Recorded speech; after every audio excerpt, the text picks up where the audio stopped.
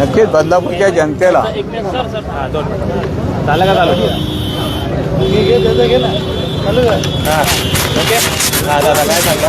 बदलापूरच्या जनतेला नगरपालिकेची निवडणूक ही 11 वर्षांनी होते आणि या बदलापूरच्या नगरपालिकेमध्ये आपला हक्काचा नगरसेवक निवडून देण्यासाठी त्याला मोठी उत्सुकता होती.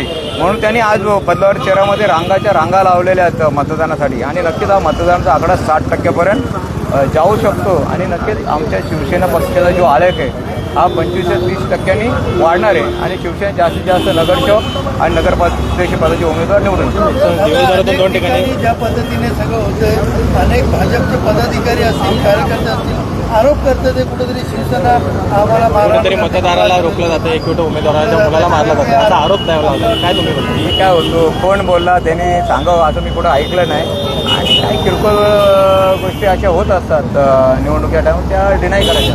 एकंदरीत पाहिलं की ज्या पद्धतीने मुख्यमंत्र्यांनी या ठिकाणी सभा घेतली आणि युतीमध्ये आहात आणि या ठिकाणी मोठा जोर पाहायला मिळतोय. 2014 साली पण मुख्यमंत्री साहेब आलेले, तुम्ही पत्रकार विसरलेत का? नाही ना. तेव्हा मुख्यमंत्री साहेब आमचे महायुतीचे आहेत, माझ्या घरात भाजपचा आमदार आहे, मुख्यमंत्री साहेबांचा नेहमी आदर करतो. त्यांनी उलट चांगल्या घोषणा केल्या ज्या वामन म्हात्रेच्या मनातल्या घोषणा होत्या. मी गल्लोंगली तुम्ही माझी भाषणं बघा, मी कधी टीका टिप्पणी केली नाही, फक्त किसन पत्र बोलले त्या टीकेला उत्तर देण्याचं काम केलं. मी वैयक्तिक टीका कधी केली नाही. मी या शहरामध्ये विकास केला आहे आणि त्या विकासाच्या मुद्द्यावर मी ही निवडणूक लढतो. किसन कथोरेंनी ज्या पद्धतीने सांगितलं की भ्रष्टाचार मुक्त, अरे 25 वर्षे त्यांनी काय केलं? 25 वर्षानंतर तो आज शेवटच्या क्षणाला बोलतो भ्रष्टाचार. म्हणजे त्यांचं वय झालं आहे आणि वय झाल्यानंतर तुम्हाला माहिती आहे एखादा माणूस साठरल्यानंतर काय पण भयकतो, ही अवस्था त्यांची झालेली आहे म्हणून ते बोलतात. मतदान जरी आज झालं 6-1 बिनविरोध आपला उमेदवार निवडून आला होता राऊत म्हणून.